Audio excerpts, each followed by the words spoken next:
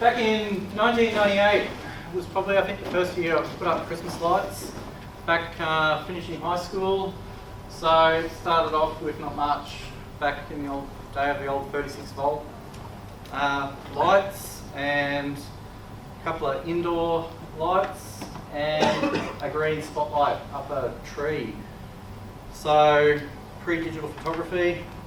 Photo there doesn't do much justice. Now you can hear me. Yep. So the following year, natural thing happened is we got more lights. Again, photos and cameras weren't too good back then. And then we got more lights again. 2001 is when I probably started to get a bit more serious with clearing out shops of lights. So I had a whole heap and everything. I had these exploding star sort of things on the roof, which was all well and good, except they wouldn't all do the same pattern at the same time. And the OCD sort of kicked in there. Same with the strings around the roof line and the gutter. I think it was about 4 packs to build all that up, and they all wanted to do their own little thing. So I sort of thought, how can I get them all to be the same? Next year, we had sort of the same display, but it was computerized. So we had about 48 channels. Had planned on building 64, but I ran out of time. So this was, back in the day, it was all on breadboard, AC. Was that? Yeah, I had a website. Yeah, ran right. for years. That's primitive.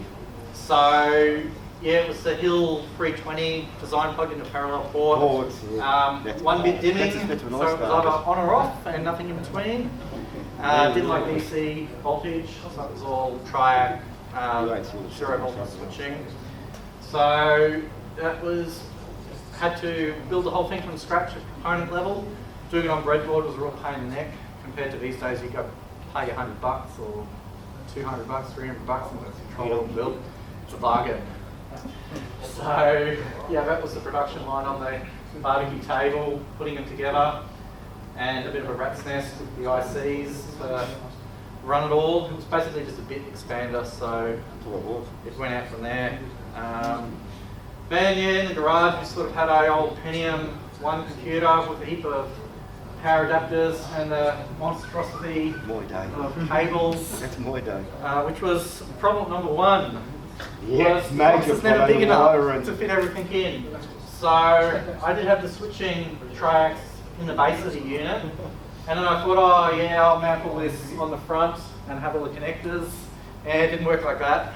So that went back to the drawing board the following year. Software wise, Yeah. Vixen I don't think existed. There was a program DOS called yeah. Dasher. Yeah. Yeah. Came after that, I remember, yeah. So That was the Dasher old- looked pretty simple. I remember that used to look off the old DOS tapes, the DOS programming. Yeah. Yeah, the early days. Yeah, I ended up writing my own. So That's what I did. yeah, I had a Visual Basic sequencer, which is sort of like our grid sort of thing we're familiar with today, except the axes are backwards.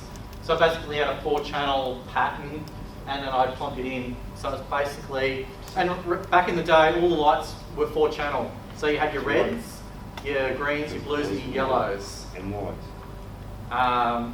Yeah, so if you wanted red, you could cut the controller off, just connect the red circuit. Yeah, it still goes on that. So now then they put the red and the blues, and then they reverse the voltage. I don't know what we're talking about. Tight asses. They don't build them like they used to. So yeah, player, the scheduler was actually a DOS program written in QBasic. As it turns out, the timing in it's not very good if you want to do precision timing consistently.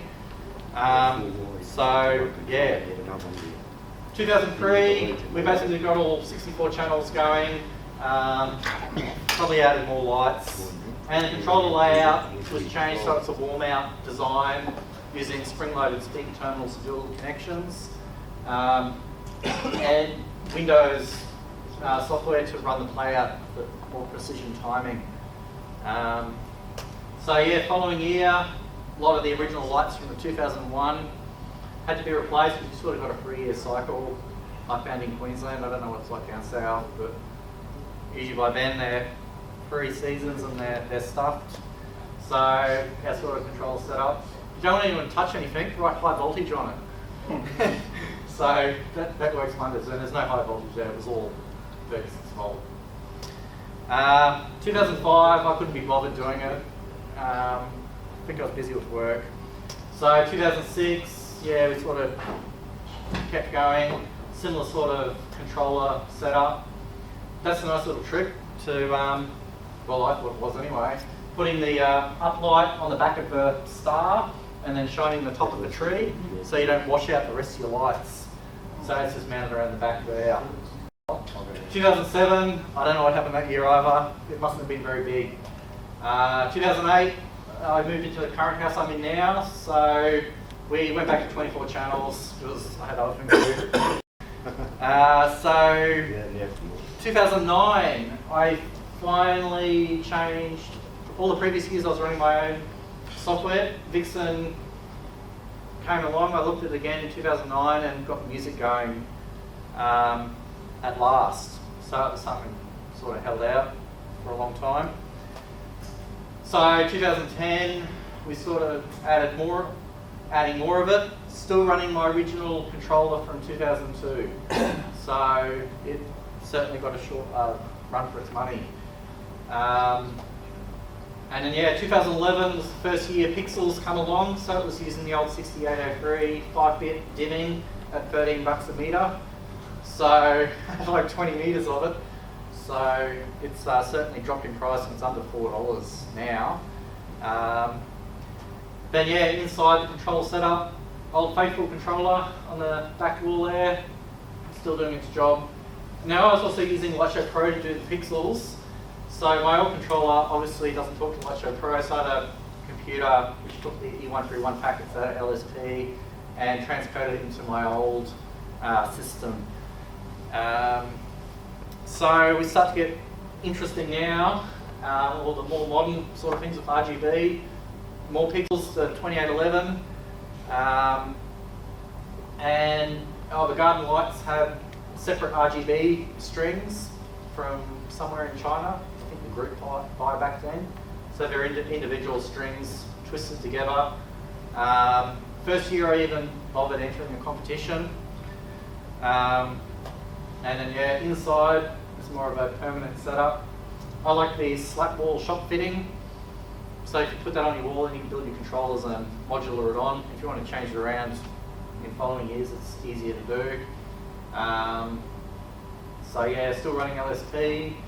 2013, I added a matrix on the roof and added a Wi-Fi hotspot with a server set up and custom software, which then allowed people to connect their mobile phone to my Xmas Lights network.